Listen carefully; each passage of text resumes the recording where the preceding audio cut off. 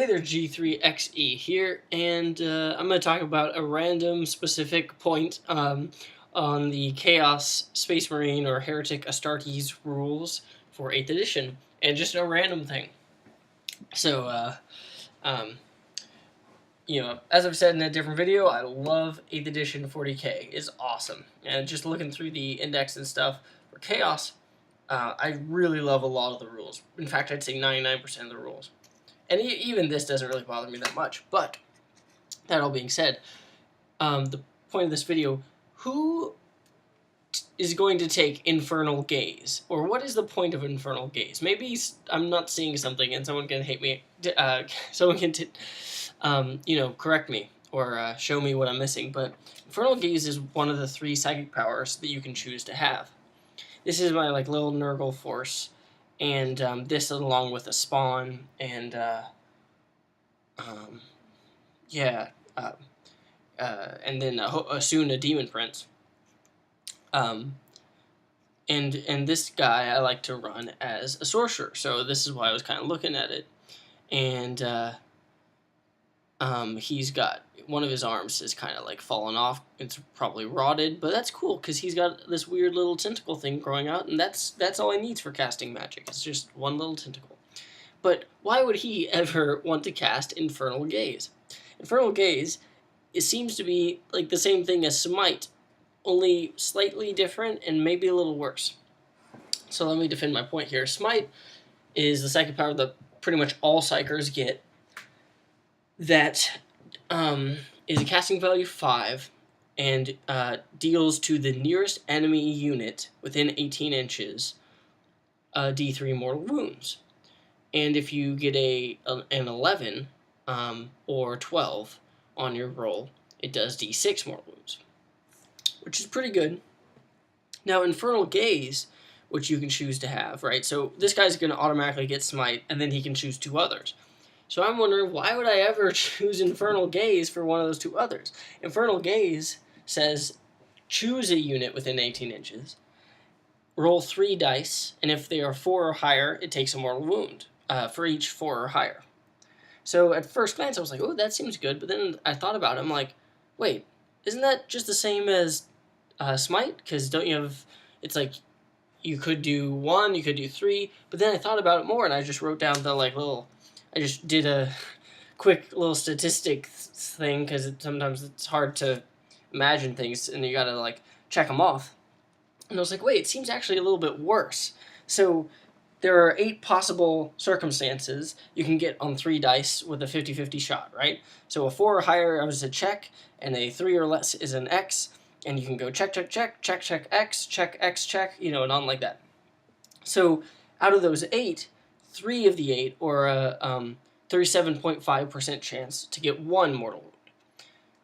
3 of the 8 to get 2 mortal wounds as well. So 37.5 chance to get 1, 37.5% chance to get 2, which makes up 75% chance. Then there's 1/8 chance of getting 3 mortal wounds, and also 1/8 chance of getting 0 mortal wounds if you roll all below 4 for Infernal Gaze.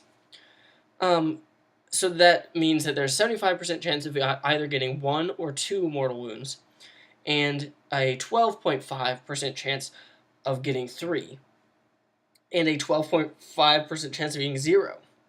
So compare this to the D3 mortal wounds you get from Smite, in which to get 3 mortal wounds, which is the one you want, there's a 33% chance.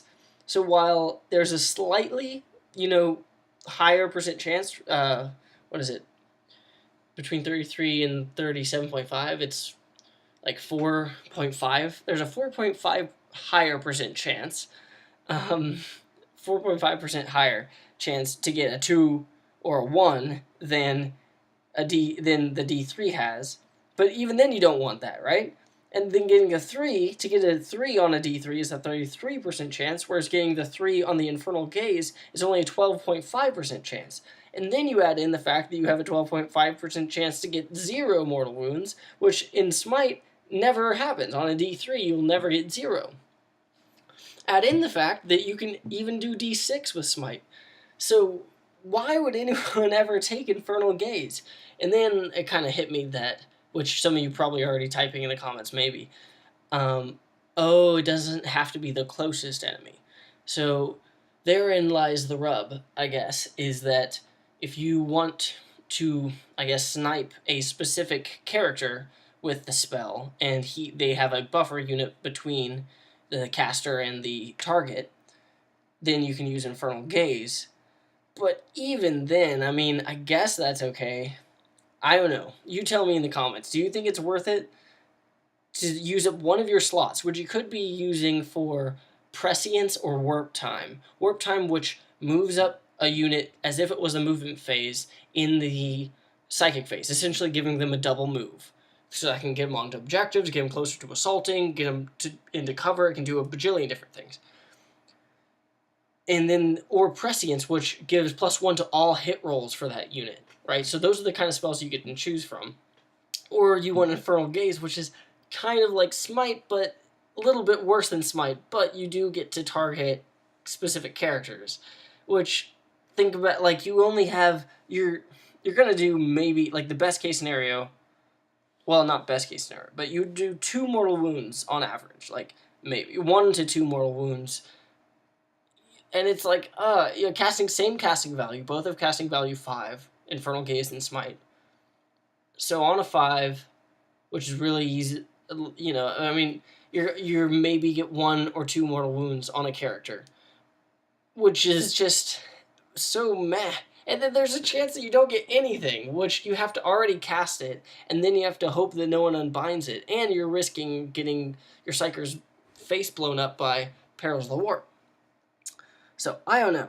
I mean, to me, it just doesn't seem like it's a really strange psychic power. I don't know why anyone would take Infernal Gaze. Public service announcement to all followers of the Dark Gods. Unless you're seeing something I don't take Infernal Gaze. Take Prescience and Warp Time. And then you also get Smite, which is essentially Infernal Gaze. Thank you.